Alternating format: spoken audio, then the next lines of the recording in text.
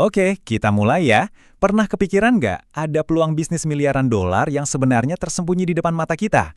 Dan lokasinya itu ada di tengah-tengah kontradiksi paling besar di pasar kecantikan Indonesia. Penasaran? Oke, sebelum kita bongkar peluangnya, kita perlu ngerti dulu nih akar masalahnya. Ada satu konflik utama yang jadi panggung buat semua yang akan kita bahas nanti. Nah, ini dia paradoksnya yang aneh banget. Kita ini negara yang mayoritas penduduknya punya kulit sawo matang. Tapi coba lihat pasarnya, semua terobsesi pengen jadi putih. Kalau kita lihat dari kacamata bisnis, ada yang janggal nggak sih? Jawabannya, ya jelas janggal banget. Jadi di satu sisi kita punya realita. Kulit kita itu ya sawo matang, kaya akan melanin. Tapi di sisi lain, ada obsesi yang terus-menerus didorong oleh industri. Pokoknya harus putih. Nah, jurang kemisah antara kenyataan dan obsesi ini, disitulah letak celah bisnis raksasa yang belum banyak disentuh. Terus, gimana caranya kita masuk ke celah bisnis itu? Kuncinya simpel. Kita cuma perlu sedikit menggeser cara pandang kita. Sebuah pergeseran kecil yang sebenarnya bisa membuka semua pintu peluang. Jadi, ini dia inti utamanya. Lupakan deh jualan pemutih, udah lewat masanya. Masa depan itu tentang menjual solusi kesehatan dan representasi. Paham kan? Ini bukan lagi soal mengubah warna kulit, tapi gimana caranya kita merawat dan bangga sama apa yang udah kita punya.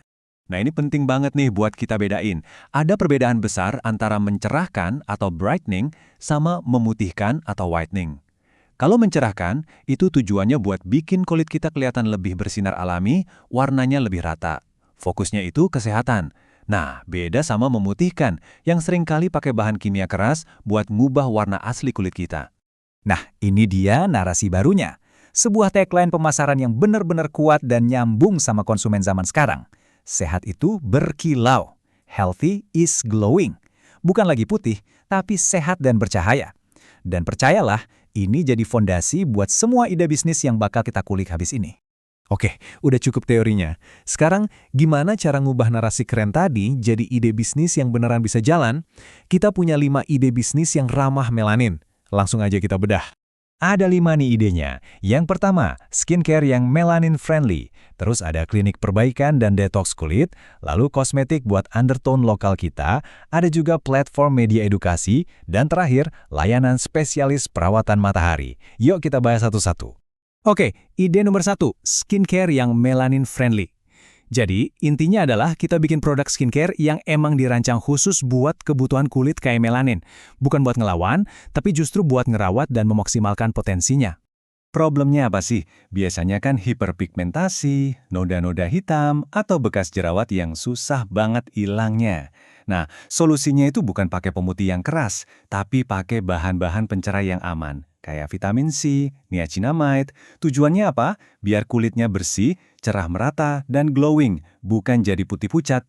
Lanjut ke ide nomor 2, klinik perbaikan dan detox kulit. Ini adalah model bisnis jasa yang targetnya adalah mereka yang mohon maaf jadi korban produk-produk berbahaya. Mereka yang kulitnya udah terlanjur rusak. Masalahnya serius nih, banyak banget kan kasus skin barrier rusak gara-gara krim merkuri atau produk gak jelas. Solusinya, buka klinik khusus buat pemulihan kulit. Fokusnya ke hidrasi mendalam, perawatan yang menenangkan. Ini bukan cuma soal bisnis, tapi soal ngebangun kepercayaan dengan benar-benar ngebantu orang. Ide nomor 3. Nah, ini nih menjawab salah satu frustrasi terbesar kita semua pas lagi cari makeup di Indonesia. Problemnya, pakai foundation kok malah jadi abu-abu mukanya. Pasti sering ngalamin kan? Itu karena warnanya nggak cocok sama undertone kulit kita.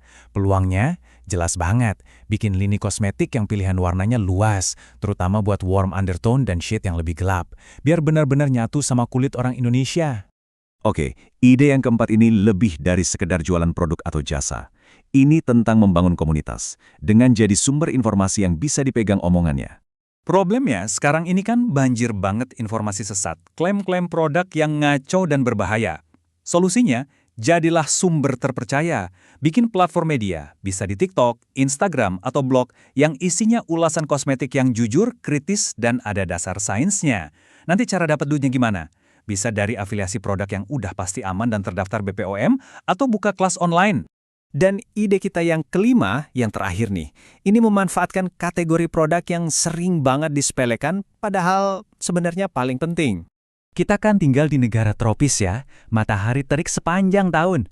Tapi anehnya, kesadaran pakai sunscreen tuh masih rendah. Belum lagi produknya sering bikin white cast, alias muka jadi putih keabuan. Nah, peluangnya di sini. Bikin brand yang fokus ke sunscreen yang formulanya nyaman banget dipakai. Nggak lengket, nggak bikin white cast. Plus bisa juga jual aksesori pelindung UV yang keren. Jadi, kita ubah image sunscreen dari kewajiban jadi bagian dari gaya hidup sehat yang asik. Oke, kita udah lihat 5 ide bisnis yang keren-keren. Jadi, apa sih benang merahnya? Apa resep rahasianya? Yuk kita rangkum jadi satu strategi pamungkas. Formulanya sebenarnya simple, cuma ada 3 pilar utama. Pertama, narasi. Ganti ceritanya, dari putih itu cantik, jadi sehat itu berkilau. Kedua, target pasar. Sasar para perempuan yang sadar akan kesehatan, dan yang penting, bangga sama identitas lokal mereka.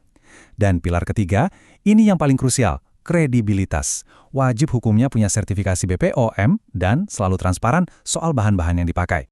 Jadi, kita lihat kan, industri kecantikan ternyata punya celah besar hanya karena ada jurang antara realita dan obsesi pasar. Nah, pertanyaan buat kita semua, kira-kira industri apa lagi ya di luar sana yang juga punya masalah yang sama? Pasar mana lagi yang sebenarnya cuma nunggu waktu buat disadarkan oleh realita?